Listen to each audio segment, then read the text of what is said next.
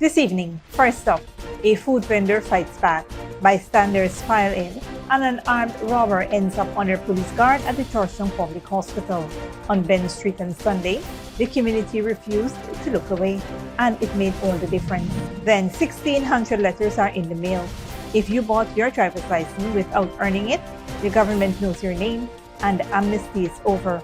Suspensions, public exposure, and prosecution are now on the table. Plus, traffic lights that think for themselves, cameras that generate court-ready reports on repeat offenders, and a mobile unit that identifies 250 vehicles with outstanding tickets in a single drive. Georgetown's roads are getting smarter faster than most people realize. Meanwhile, for decades, Guyana dug the gold and shipped it out. President Ali says that era is over. The launch of Dorado Reimagined marked Guyana's bid to become a global luxury gold and jewelry brand, starting with a commemorative medallion mined, refined, and minted entirely on home soil. And a 9-story building under construction collapses in the Philippines, burying dozens of workers in seconds. Rescuers are still pulling people from the rubble, but an unauthorized rooftop swimming pool may have brought the whole structure down. Those stories and more coming up. Stay with us.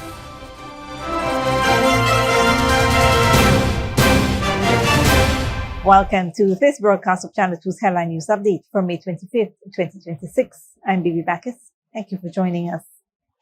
First up, if you bought your driver's license without earning it, the government now knows who you are, and the letters are already in the mail. President Dr. Mohamed Irfanali revealed on Friday that the Traffic Department has written to approximately 1,600 individuals as part of a technology-driven crackdown on irregularities in Ghana's driver's licensing system. The letters seek to determine how those individuals obtained their license following a comprehensive audit that exposed serious flaws in the process. The audit, conducted in collaboration with the Ghana Revenue Authority, the Ministry of Home Affairs, and the Ministry of Public Service, uncovered cases where individuals received practical driving certificates and license without ever passing the mandatory theory examination. Despite the previously announced 6-week amnesty period that gave offenders the chance to surrender their license and start over, Traffic Chief Mahendra Singh confirmed that no one came forward. No license would have been submitted to us or surrendered to us, he stated. Those who ignored the amnesty now face license suspension, public exposure, and possible prosecution. Looking ahead, the government is moving the theory examination from the police force to the Ghana Digital School, where questions will be randomly generated by a computer and results issued instantly, eliminating any opportunity for cheating. The crackdown is part of a broader smart traffic overhaul that includes AI-powered cameras, radar systems, and mobile detection units already being tested on Ghana's roads. In one recent pilot on the East Coast alone, over 250 vehicles with outstanding traffic tickets were identified in a single drive-through, with no human interference required.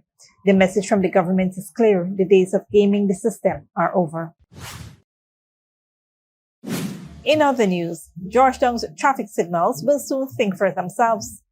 President Dr. Mohamed Irfanali announced on Friday that sensor-enabled smart traffic lights are coming to Georgetown as part of a wider intelligent traffic system being developed ahead of 2030. Unlike traditional traffic lights that operate on fixed timing schedules, the new signals will respond to real-time traffic conditions, automatically adjusting timing based on how many vehicles are on the road and which directions they are flowing at any given moment.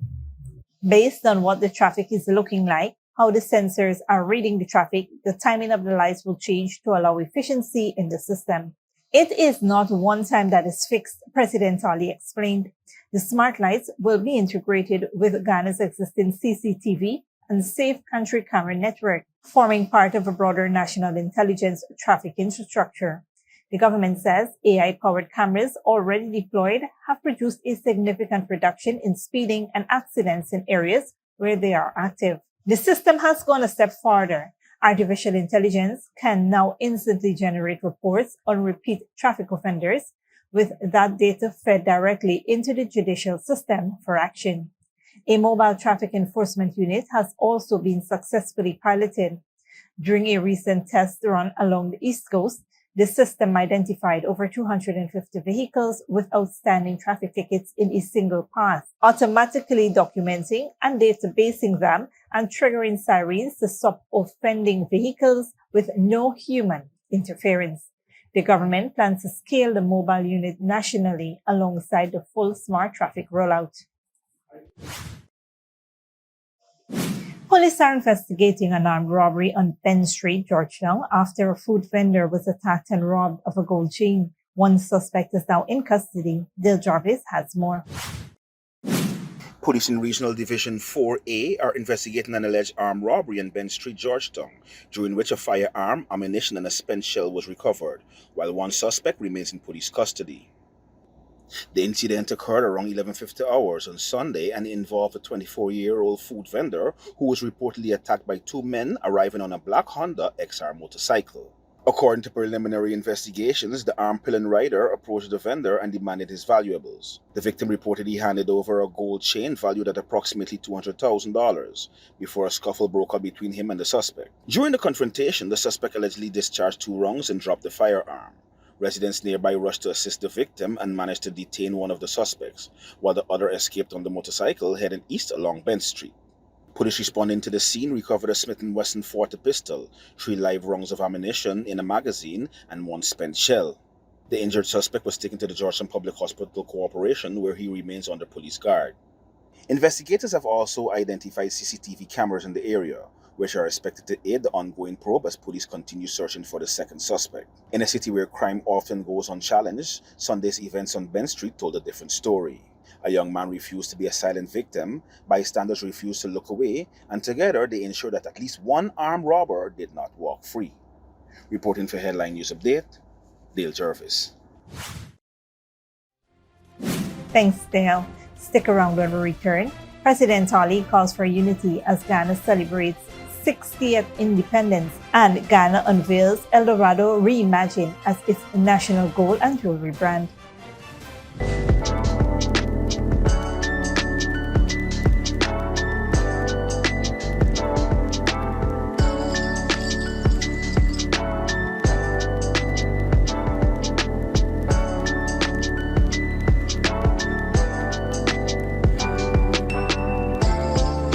Good girl forget things. What's the problem, Granny? I want money for borrow for those surgery. I was dancing and I fall and fracture my hip. If you need some quick money, you should check Lender's Jewelry and Pawn Shop. Lender's Jewelry and Pawn Shop, Lot 238 South Road Border, Georgetown. Get jewelry made to order in just 72 hours. We also accept vehicles. Lender's, best rates, longest payback period. Boys, I get through. Plus, I could dance again. Lender's Jewelry and Pawn Shop.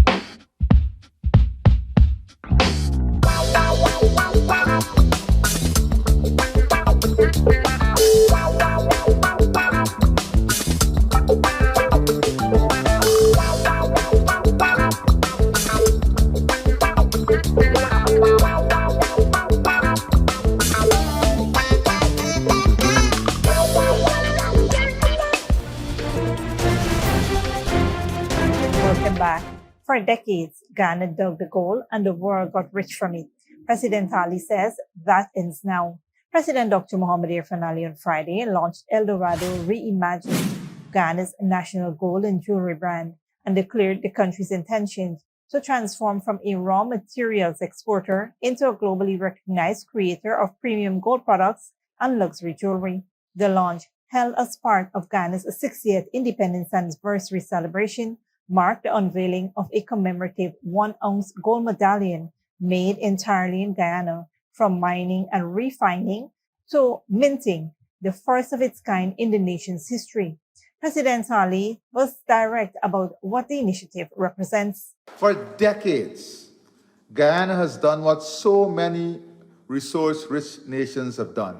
We dug, we washed, we poured, and we waved goodbye. Ton after ton of primary gold, glorious, heavy, and unformed, left our shores, and with it, jobs, skills, and billions in unrealized value.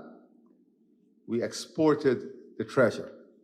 The president said that while gold brought us considerable foreign exchange earnings, the reality is that there is money to be made, jobs to be created, and a whole new industry to be fashioned right here. I've thrown out the challenge for us to complement primary gold production by producing gold products, including gold jewelry. I've demanded that we climb the value chain, that we stop acting like a colony of extraction and start acting like a nation of creation. Only producers meeting the highest international standards and certification requirements will be permitted to carry the Dorado Reimagined brand. The president outlined an ambitious global vision for marketing Guyanese jewelry at major international events, expanding into luxury markets worldwide and establishing duty-free outlets through Guyana's overseas mission. We want to position this brand as the world's most prestigious gold brand, President Ali declared. The global jewelry market is worth hundreds of billions of US dollars annually, and Ghana is now staking its claim. Moving on, Ghana's 60th independence anniversary celebrations continued this morning with a sunrise glorification service held on the lawns of State House, bringing together religious leaders, government officials, and citizens in prayer and reflection. The interfaith service formed part of the country's Diamond Jubilee observance. It featured prayers and exhortations from Hindu, Muslim, and Christian representatives, along with musical performances and the symbolic lighting of the Unity Candle. Delivering remarks at the event, President Dr. Mohamed Irfan Ali called on Guyanese to embrace unity, compassion, and collective progress as the nation celebrates 60 years of independence. The president stressed that faith must be accompanied by action and assured citizens that the government remains committed to advancing national development.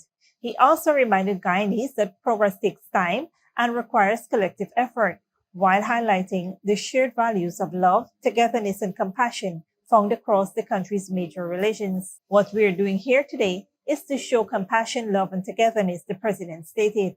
The program opened with the singing of the national anthem, followed by a call to prayer and interfaith prayers as Guyanese reflected on the country's journey since independence. As the nation continues marking its historic 60th independence anniversary, the government is providing free ferry transportation down the Essequibo River to Fourth Island for a flag-raising ceremony this evening, and the experience starts long before passengers set foot on shore. Live steel pan and saxophone performances, singers, and recorded music will fill the air on board as vessels make their way to Fourth Island, where the main celebrations are being held. Don't go away after the break. China coal mine blast. Search for survivors continues as authorities probe safety lapses, and Caribbean Airlines cut several regional routes from June.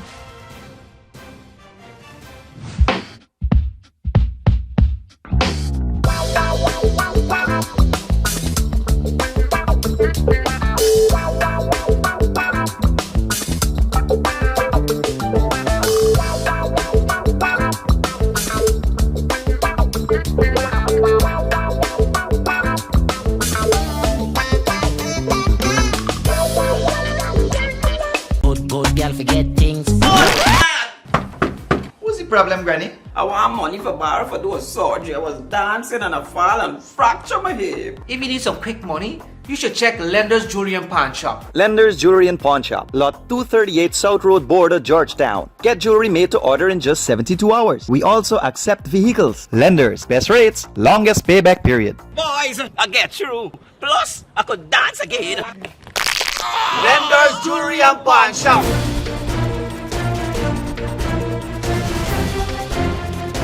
Welcome back. Now we take a look at what's happening in the region and around the world. Good evening, I'm Dominic Gittins. Tonight, Caribbean Airlines cut routes to several destinations, citing millions in losses. Rescue crews search for survivors after a building collapse in the Philippines. A coal mine explosion kills 82 in China. And in Stockholm, artificial intelligence is now running a cafe. We will begin in the Caribbean. Caribbean Airlines will disconnect services to Dominica, St. Kitts, and Guyana's Ogle Airport to Suriname routes from June 1st, while reducing flights to Martinique and Guadeloupe to twice weekly. The airline cited combined losses of more than $18 million on affected routes. Impacted passengers will receive reaccommodation, full refunds, or future travel credits. The airline is also pursuing a co-share agreement to expand its regional network connectivity. Rescue crews in the Philippines are searching for survivors after a 9-story building under construction collapsed in Angeles City, north of Manila. Al Jazeera's Barnaby Lowe reports. This is what's left of a 9-story building that had been under construction for 2 years. It was set to open as the newest hotel in Angeles City, north of the Philippine capital Manila. Now it's reduced to twisted metal and piles of concrete, and trapped underneath, workers who were asleep when the accident happened. One witness told us the building came down within seconds. We went out around midnight to drink. We sat behind the building, and at around 2 in the morning, it just suddenly collapsed. There was nothing we could do.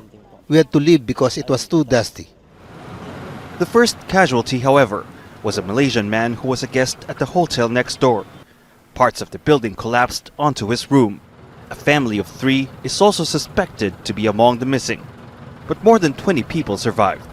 This is as close as media is allowed to the collapsed building, but even from this distance, it's clear that the entire structure has crumbled, that people even managed to escape and pull themselves from underneath the rubble was nothing short of a miracle, but rescuers are hoping for more miracles. Ambulances were in standby as responders reported seeing signs of life. But relatives of missing workers say they're growing anxious from waiting for word on their loved ones.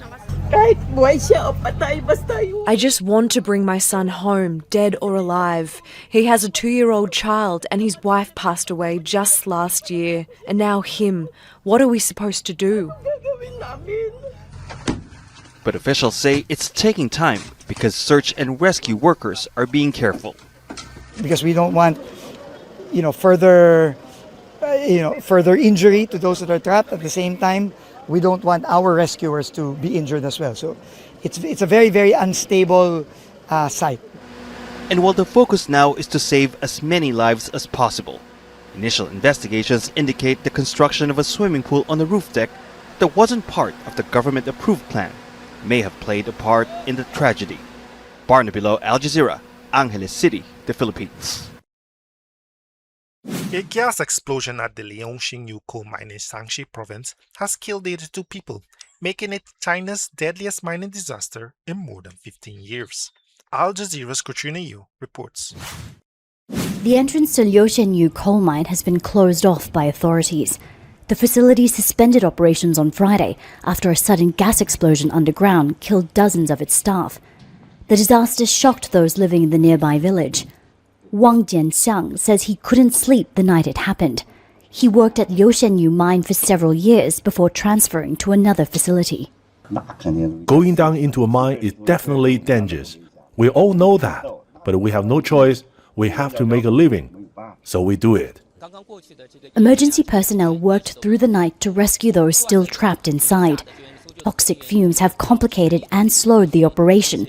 A robot has been sent into the mine to monitor air quality. Local officials apologize to the families of those killed. Every effort is being made to seize the critical golden rescue window, racing against time to search for and rescue the remaining trapped individuals. Mine owners, the Tongzhou Group, are accused of violating safety protocols. The group's 3 other mines have been closed and executives from the firm detained. Authorities say the company failed to properly count the number of workers on site and provided an inaccurate blueprint of the facility, causing chaos at the scene. 247 miners were underground when the blast happened. Many of the survivors are recovering at this hospital behind me, receiving treatment for exposure to toxic fumes. Shaanxi province produces more than a quarter of China's total coal output. The industry employs many people living here. They hope the disaster will lead to safer conditions for those working underground. The disaster is a painful lesson. I believe things will improve significantly in the future. Painful lessons learned from China's worst mine accident in more than 15 years. Katrina Yu, Al Jazeera, Qinyuan County, Shanxi Province, China. Artificial intelligence has made another step into the physical world by launching and operating a cafe in Stockholm. Al Jazeera's Paul Rees reports. Hey, välkommen. Ja. Customers entering this cafe are unknowingly stepping into a new world. One where the cinnamon buns look the same as they ever did, and where the drinks are still brought out by a living, breathing barista. But everything else is run by artificial intelligence. The cafe is part of an experiment in which an AI agent called Mona was responsible for getting permits to set up the business, order stock, and hire and manage employees. When I need to talk with her, I go to in the application. She said me like, tell me just if you received everything from the order. I think it's better than a human because she's so gentle. Customers can also complain directly to the manager if they need to. I mean, I'm handling a lot of the back-end work efficiently. The founders say AI has done everything short of signing contracts, and the biggest mistake has been ordering too many eggs. It's just your normal AI chatbot. It's not more than that, with a little bit of human engineering on top of it. It's going to be inevitable that AIs are smarter than humans. I think by starting the conversation now of how the world will look like in a few years makes us more prepared.